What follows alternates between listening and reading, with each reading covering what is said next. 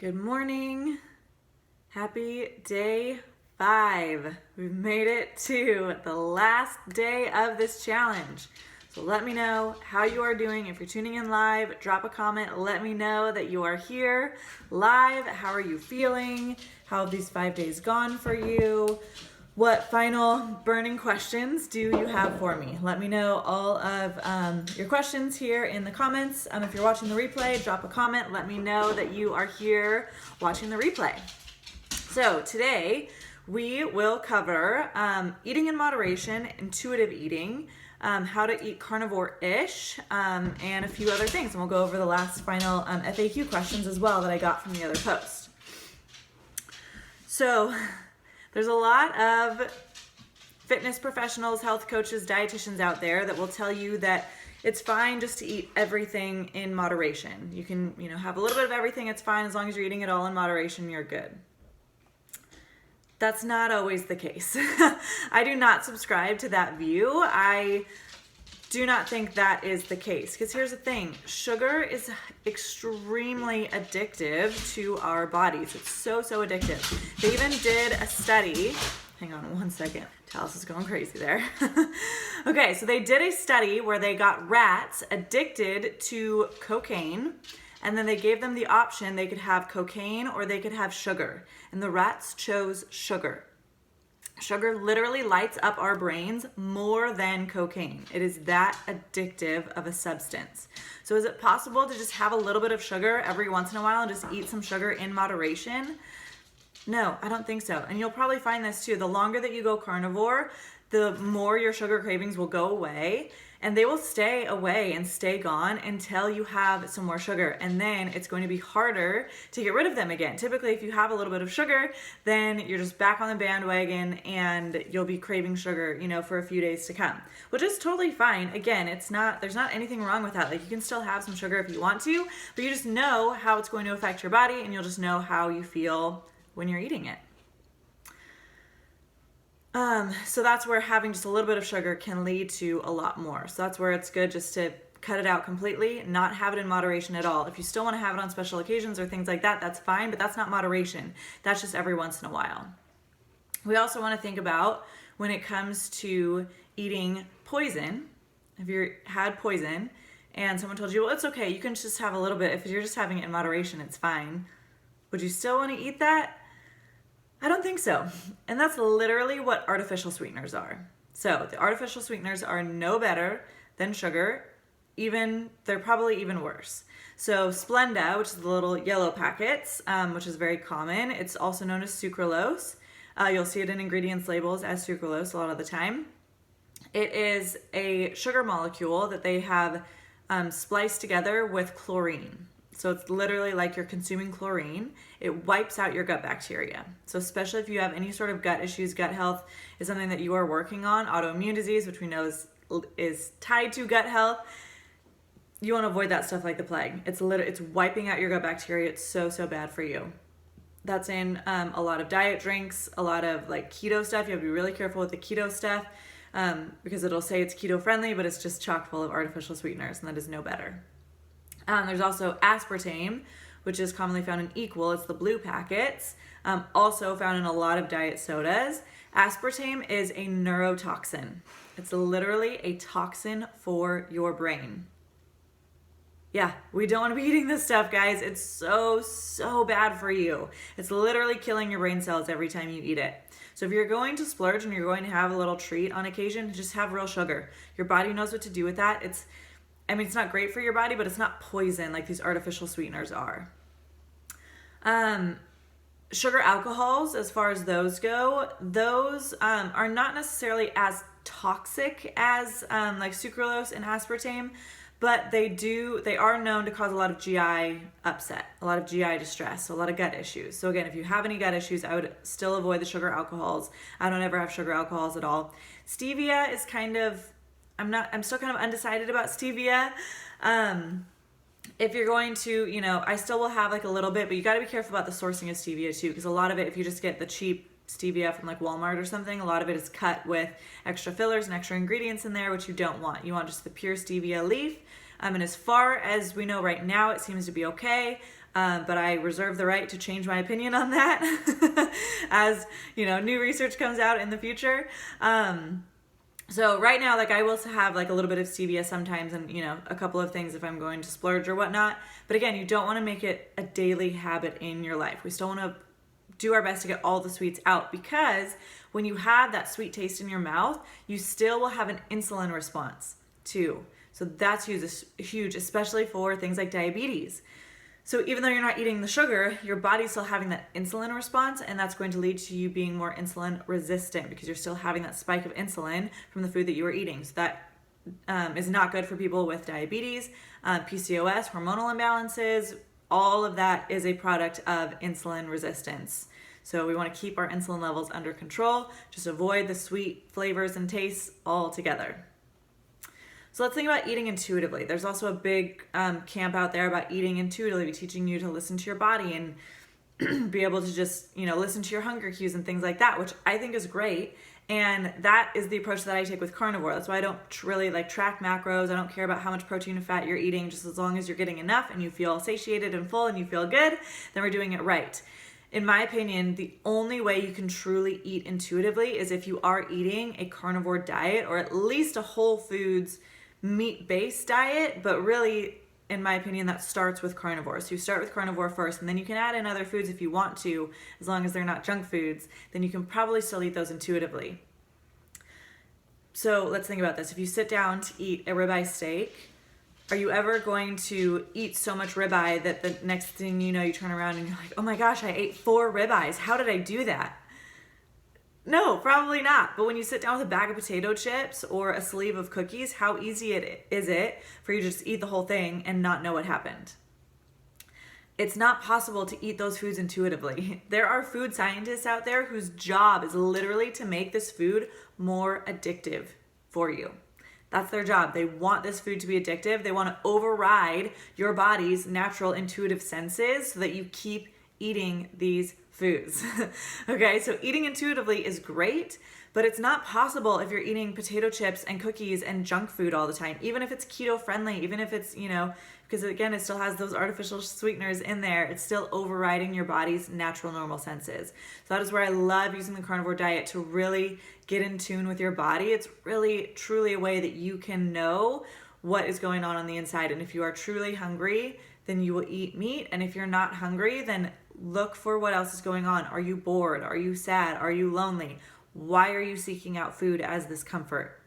So it's really, yes, it's a way to change the food that you're eating, but it's also this great self-exploration into your food cues, your hunger cues, why you're eating, all the emotional components that go with that. So let me know in the comments if you've had any experiences with trying to do intuitive eating in the past, or eating in moderation. How did that go for you? Let me know what your thoughts are on that.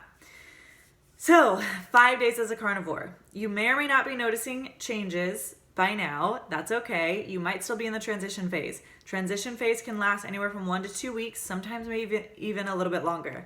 So it's okay if you're not seeing changes yet. I highly, highly recommend stick with this for at least 30 days. Go strict carnivore, as strict as you can be, for 30 days and then reassess from there. Sometimes you might need to go a little bit longer. A lot of people don't. So again, don't let that deter you also. Don't think, oh, well, if I'm going to have to do this for 90 days, I just can't do that. Just take it 30 days at a time. You can do it for 30 days. Try it for 30 days, see where you're at the end of those 30, and then we go from there. If you want extra guidance and support, again, I am gifting you a free one-on-one coaching session with me. We have a whole hour where we will break down everything, answer all of your questions if you purchase my 30-day program. So not only do you get the 30-day program, which is chock full of information and all these different modules to support you, but you also will get a free coaching session with me. So just hit the link below if you want to do that, to sign up for that. Let me go over a little bit of what is included in there. So it's 9 different modules, but I also, once you purchase it, you have lifetime access. So I am continually adding in more modules. I already have like three or four extra ones that I'm going to be adding in sometime in the next month or so. So it's a ton of information. You get access to all of that for life. You can log in and watch the videos at any time. So we cover all of the things as far as carnivore goes. How to get started. We do a much deeper dive into salt, why salt is actually really good for you, and specific recommendations around how much salt you should be eating on this diet. You get a monthly workout plan, a bunch of yoga videos, gym workout PDFs, kettlebell videos, all of those workouts. You can do them straight from home. You can do them at the gym, whatever you like. The program that it's under comes with an app as well. So you can literally pull up these videos on your phone, do them on the go when you're on vacation, anything like that. There is a couple of modules about red meat, how we've been misled about the science behind red meat and how red meat is actually a superfood. So you really get a good understanding of what you're actually doing for your body on this diet. We talk about organ meats. Do you need to eat them? How to make them palatable? How to get them in if maybe they kind of freak you out. If you're, an American who's never eaten organ meats before, we cover all of that in there. An entire module on gluten. Should you be gluten-free? What's wrong with gluten? What's the deal with it? Why is everyone all of a sudden being gluten-free now and they weren't 50 years ago? Answer all of those questions in there. We talk about plants. Can they do more harm than good? What plants should you include if you're going to reintroduce foods afterwards? What plant foods maybe do you want to add back in? There's also an entire module at the end of how to reintroduce foods. So again, you don't have to be 100% strict carnivore forever. We use this time to heal your body, figure out what it can tolerate, and then we design and build a diet that is perfect for you. That's going to keep you thriving, feeling good, in your best health, and then you can go on and live your life without having to think about your health all the time. It can just be the second nature thing that you just wake up feeling good, feeling well rested, energized for your day, and it doesn't have to take up so much of your life. You also get access to a private Facebook group, which is full of people who are just going through the program, so you can ask questions in there, get support from other people in there, ask me all your questions, all of that fun stuff. All right, let's get to the FAQs for today, and if you have any questions, just drop them in the comments as we go. Okay, so one person said she's having trouble kicking the Coke Zero. She really wants that caffeine fix. So again, just like we talked about, I don't know if this helps or not, but hopefully it does. Knowing that artificial sweeteners are literally poison, I mean, it's one of my non-negotiables. Doesn't matter if I'm splurging, if I'm, on vacation, anything. I will never, ever, ever consume artificial sweeteners. So that's the thing with the Coke Zero. You just got to kick it. I mean, it's literally poison. It's so bad. If you want the caffeine fix, do some coffee. That's totally fine. Get, some afternoon coffee or something like that. You can even put like a little collagen powder in it, anything like that. It's going to be so much better for you than any sort of Diet Coke, Coke Zero, anything like that.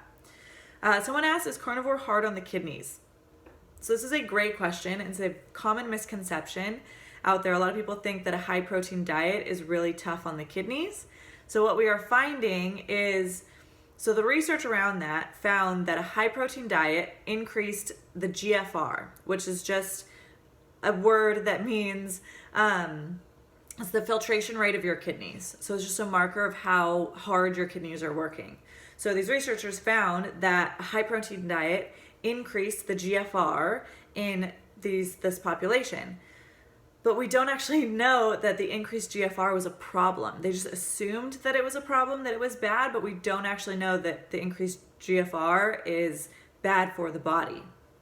And that's where we've also seen, anecdotally, a ton of carnivores who had kidney issues previously. They went on a carnivore diet and they're thriving health-wise afterwards. Their kidneys are doing just fine. They're able to adapt to the change, to filtering out all of the protein and all of that stuff. So we are finding more and more that carnivore diet is not actually very hard on your kidneys, and you're okay with that protein. It's going to increase your GFR. It may or may not, but that doesn't necessarily mean that it's a problem. Kind of the same thing with, like, we're finding with cholesterol is we're finding that higher cholesterol levels are not actually so much of a problem like we once thought that they were.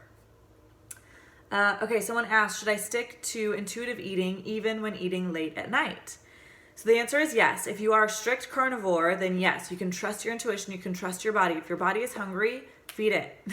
Feed it if you are hungry, even if it's getting late at night. Maybe if you're, staying up late, if you're studying or something like that, where your brain is using up a lot of power, your body just needs that extra fuel. And again, your body will never overeat red meat. It's never going to. It's always going to have you eat just enough, and then you'll be fine after that. So don't worry, even if you're eating late at night, that's okay.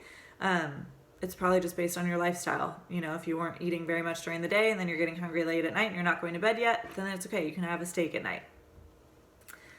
Okay, someone asked if they can add berries to carnivore. So again, you want to always stay as strict as you can in the beginning. So the first 30 days, you want to stay as strict as possible, but that would be a great food to add in at the end of the 30 days. If you're feeling good, you feel like, you know, you've achieved the results you wanted to achieve, you can practice adding berries back into your diet and then see how you feel. That's always what it comes down to, is experimenting with your body, seeing how you feel at the end of it. When you add foods back in, just figure out what works for you. But overall, I mean, berries are, you know, a fine food to eat if you want to add those back into to your carnivore diet. You just want to make sure that you get organic, especially with strawberries. Strawberries are highly sprayed with pesticides, so you definitely want to make sure you're going organic with strawberries if you're going to eat those. Okay, and then someone else asked, is there an amount of protein to aim for? This person says she really likes to track things, so she wanted to know if 1 gram per pound of body weight is okay. If you're someone who likes to track things, then that's fine. You can totally track your protein and your fat ratios as you're going along, and then that's a great way too. You can track it and see how you feel. So go for a higher protein week and see how you feel, and then go for a higher fat week and see how you feel with that. But as far as my approach, again, I like to take the intuitive approach. So I am not really a fan of tracking things. I think it's very arduous to have to track every single bite of food that goes into my mouth, and I don't want to do that. So you don't have to do that. It's only if you like to track, then you can, but totally not required. You can just go for higher protein just based on what you're looking at in your food. So going for 85-15 ground beef versus 80-20, you know, going for a ribeye versus a lean cut, things like that. You can fluctuate your protein and fat ratios and just see how you feel. Okay, and then someone else asked about doing carnivore if you don't have a gallbladder, which is a great question. So yes, many carnivores are doing so fantastic. They're thriving even without having a gallbladder. That's totally okay. Sometimes it just might take you a little bit longer to transition. So you might have like the carnivore diarrhea for a little bit longer because it's your gallbladder that helps you out with that. But when you don't have a gallbladder, you're still producing bile. It's just that your body doesn't have anywhere to store it. So your liver produces bile and just shoots it straight through when you're digesting. So you just might take a little bit longer to transition. You can also take ox bile in a supplement. So ancestral supplements, they have ox bile. You could take ox bile, also pancreas. Just consuming pancreas would help with the digestion as well. And I think their pancreas supplement has some ox bile in there also, so you can check on that. But that can also be helpful. So you just take that with your meals, so that way you're giving your body that extra support to digest things as you are consuming the higher fat diet than you may be used to. Okay, so that is all of the questions that we had for today, all the FAQs. So thank you so much for joining me for this 5-day challenge. It was so fun. I hope you learned some things. After you watch these videos, if you're watching the replay, post in the group, in the Facebook group, and let us know what you learned, what your biggest takeaway was, how you're doing on carnivore, introduce yourself.